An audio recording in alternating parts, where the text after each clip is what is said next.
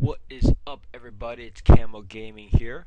Today we have something from db.darthhater.com. All the skill trees are actually available on this website, and you can actually plug and play really anything that you want to test out.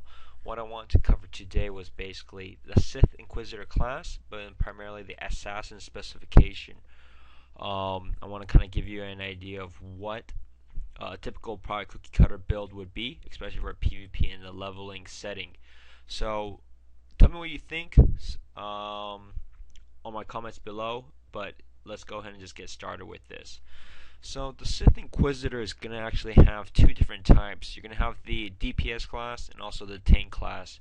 The DPS class would have a mixture of actually deception and darkness, while the tank class would have mostly focused on madness and probably darkness. So what I'm going to cover today is basically the Sith Inquisitor for the PvP build. So you're going to basically be picking skills that give you the most amount of damage. So we're going to go ahead and start from the very beginning with the deception tree. You're probably going to put most of your points under the deception tree. So you don't want to put anything into insulation just because you don't necessarily give a damn if you're increasing your armor, because hopefully you're taking very little damage.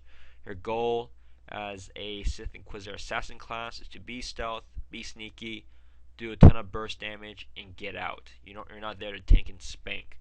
So we don't need to put any points into this. However, we will need to put points in duplicity. So I go ahead and put 3 out of 3. What it does is it gives you increased damage. Gives the opponent exploit weakness, which causes your next maul to ignore 50% of the target's armor and cost 50% less force. Maul is basically like a backstab ability. So once you get behind the enemy, you can use Maul. It does a ton more damage. It takes less. They absorb less damage, but also causes less force for you to use. The Sith Inquisitor assassin class uses this force as basically energy. You start off with your max energy, which is usually about 100, and then for every ability you use, you waste energy, and then so that counter goes down. Over time, that energy does recuperate. So that's kind of how the functionalities work with the assassin. So obviously you want to use your strongest abilities, but in a sense, use as much force as possible to do as much damage as possible. So this is very helpful. Next is Dark Embrace. This is a gimmick, while in stealth mode and for 6 seconds after leaving stealth mode. Force regeneration is increased by 50%. You're going to get Avoidance. This Avoidance actually lowers the cooldown of Jolt by 2 seconds and Unbreakable Will by 30 seconds. Now, what Jolt is, it's like a mid-range force attack, force spell. What Jolt is actually it can stun the enemy. So it's pretty useful for an initiator. It can stun enemies, but also you can use it for you're fighting 2 people. You can stun one while dealing damage and beating someone else up. Unbreakable Will, what that would do is, by definition, summons the Unbreakable Will of the Sith, immediately freeing you of all incapacitating and movement impairing effects. So I believe if you get stunned, but at least if you're slowed down, this will break you out of it. The next one is Recirculation, reduces the cooldown of Discharge by 3 seconds. What Discharge is, it's a different concept, which I don't think it's applicable for many games. Your Discharge, by definition, releases your current lightsaber charge upon the target, applying an effect based on your current charge. Only usable with a charged lightsaber, requires a double-bladed lightsaber. So for the Sith Inquisitor, you're going to actually have 3 different types of charges you can use. You can use Lightning Charge. Lightning Charge is basically a dot ability, so damage over time. You can use Dark Charge. Dark Charge is more of like a lifesteal ability, so that's typically used for tank classes. So anytime you do damage, you gain life. And then you have Surging Charge. This does more burst damage, extra internal damage. So that's what all these different types of charges are used for. So anytime you can use Discharge and apply more damage, that's great. Execution increases your effective stealth level and movement speed by 50%. Next is induction, increases the critical strike damage dealt by Maul, which as a reminder is your backstab ability. But also, in addition, Thrash and Voltaic Slash have a X% chance to grant induction, reducing the force cost of your next shock by 25%. So what Thrash is, just as a reminder, Thrash is just your your level 1 ability. It just does basically two swings at the enemy. Your Voltaic Slash is actually your very last skill here. Strikes a target twice, dealing 1 weapon damage with each hit. So this is your final ability. So obviously you're not going to be experiencing that until I guess once you're like about level 40 or so. The shock itself shocks the target for X energy damage. Standard and weak targets are additionally stunned for 1 second. Standard and weakened ones are basically, I think, just like the really easy mobs that to kill. I'm not sure if it's going to be stunning enemy players for PvP reasons, so I'm not sure how that would work. But for now, it'll basically just stun mobs. Your next is Surging Charge. Charges your lightsaber with the raw surging force, giving your attacks a 25% chance to deal 1 turn damage. This effect cannot occur more than once every 1.5 seconds, requires a double-bladed lightsaber, does not break stealth.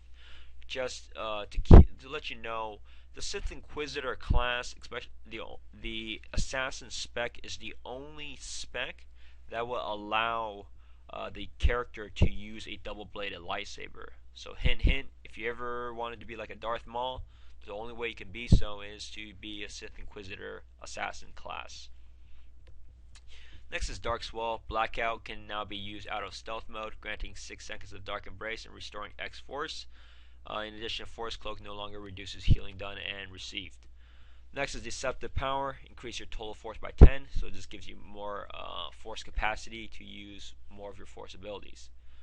We're not going to go with Static Cling. Increases the duration of Force Slow and reduces the cooldown of Force Slow by 3 seconds, just because I think that there's other things within this class that may be more worth it, and most of the other skills are going to be more damage skills. Fade lowers the cooldown of Blackout by 15 seconds and Force Cloak by 60 seconds. What Blackout is, it takes the class, your character, into stealth mode. So if it was doing combat, you can use this Fade ability. It gets you back into stealth mode, and then you have all the benefits of being stealth, of not only being undetected but also regenerating force much quicker. So it's great for escaping danger or just for even more burst damage at a later point. Saber Conduit. Your Surging Charge has an X% chance to restore 10 force when it deals damage. This is great because you want some free force back every time you deal damage to the opponent. That's always nice to have. We're definitely not going to get Entropic Field. Reduces damage taken from area effects by 15%. Like I said before, you don't really care about armor, or you don't really care about damage reduction because you're a pure damage, burst damage class.